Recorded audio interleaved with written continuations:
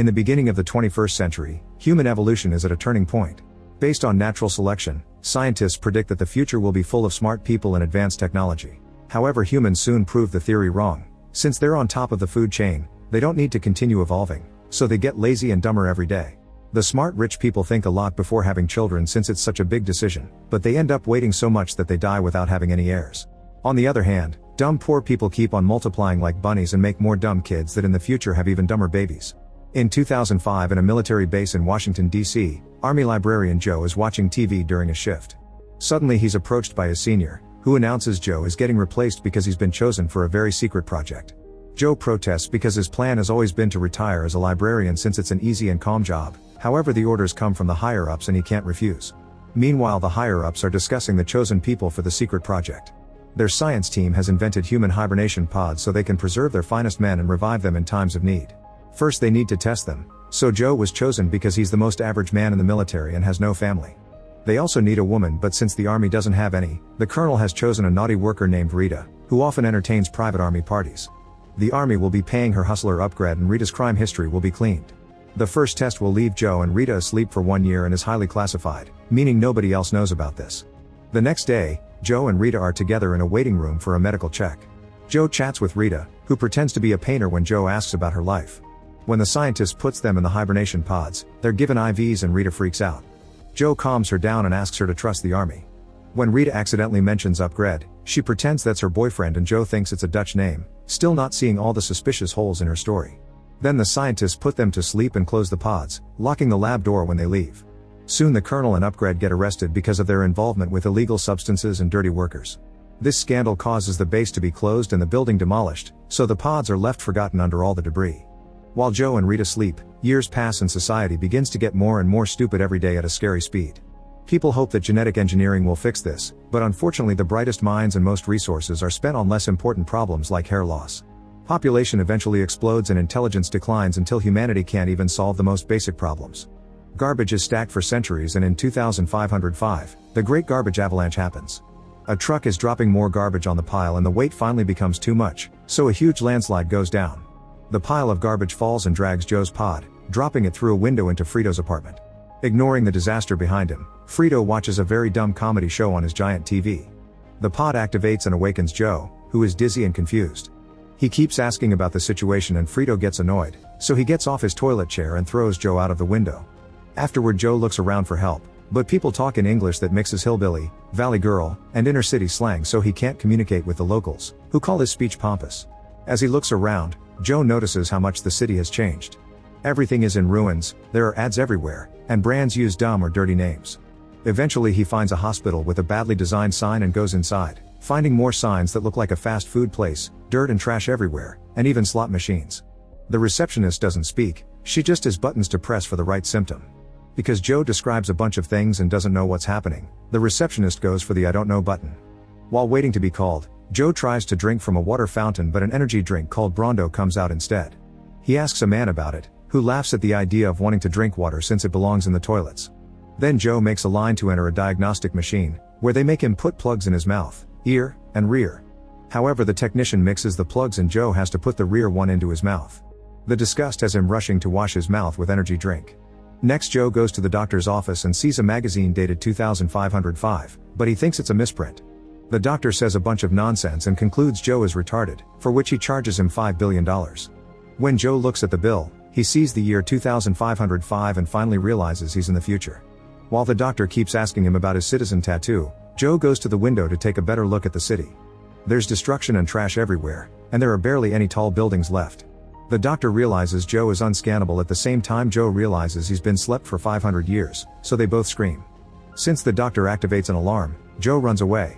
On the streets, he notices more things like the big clock that is stuck on the same time all day and the signs with dirty pictures plus curse words. The economy is in neglect and food supplies are ravaged. Joe goes to the cinema and learns the only available movie is a 90 minutes recording of a naked rear farting, which has won 8 Oscars. Everyone around him finds it hilarious. That night, Joe watches a woman trying to get fries from a machine and failing. After she leaves, he reaches inside the machine to try to get the fries, only to be caught red-handed by the police. They notice he's unscannable and immediately tackle him to arrest him, ignoring him when he says he's with the army. At that moment he notices Rita's pod nearby, but the cops shut him up with pepper spray. In court, Joe is kept inside a cage and people throw things at him. The walls are also covered with ads. Joe is taken to his seat for his trial and he discovers his lawyer is Frito, who instead of defending him complains about his broken window. Both lawyers and the judge just keep spouting a bunch of nonsense, and the crowd soon is throwing insults too. Joe tries to defend himself with sensible arguments, but his voice only gets others to laugh and he's found guilty. Meanwhile, Rita's also woken up and tries to call upgrade from a public phone, which requires $2,000 to use. A man tries to buy her services and she tricks him by getting paid but asking him to wait. When she looks at the bills, she's shocked by all the dumb words and the strange face on them. In the morning, Joe is taken to a machine so he can get his citizen ID tattoo. When the AI asks for his name, Joe tries explaining he's not sure what's happening, and the machine thinks not sure is his name. Joe tries correcting it but it's too late. He gets the tattoo and the ID shows a very bad picture with the wrong name. Next, Joe is taken to an amplitude test so they can choose the right jail job for him. The test is easier than first grade and it upsets Joe to see people having trouble with simple shapes. Afterward, Joe is taken to prison, where he sees too many people locked up in the same cell and guards throwing food at them as if they were pigs. Finally, understanding just how dumb everyone truly is, Joe tells a guard that they made a mistake and he's supposed to be leaving jail today, not getting in. The guard sends him to the reception, where an officer takes off his handcuffs before checking the system. He quickly realizes he isn't supposed to leave, so Joe asks him to check the physical files. While the cop is distracted, Joe runs out of the building.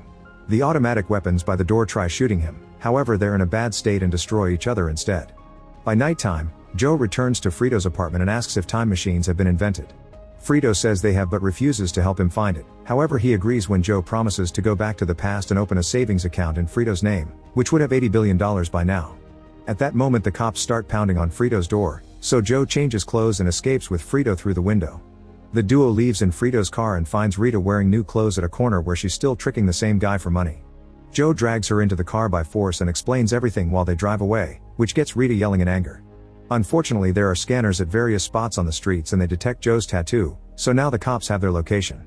To make matters worse, the car suddenly stops because the battery runs out. The trio gets out and hides right before the cops arrive to shoot the car down. A crowd gathers around the unnecessary explosions and even start a fight just for fun. After many hours of walking, the trio makes it to Costco, which now sells every product no matter the category. It offers school courses too, and Frito became a lawyer here.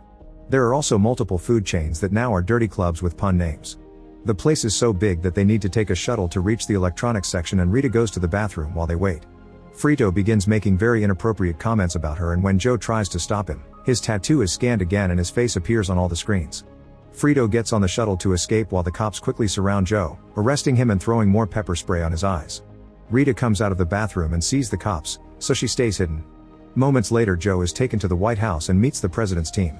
He's shocked to hear that his IQ test shows he's the smartest guy in the world, so they want him to be Secretary of Interior.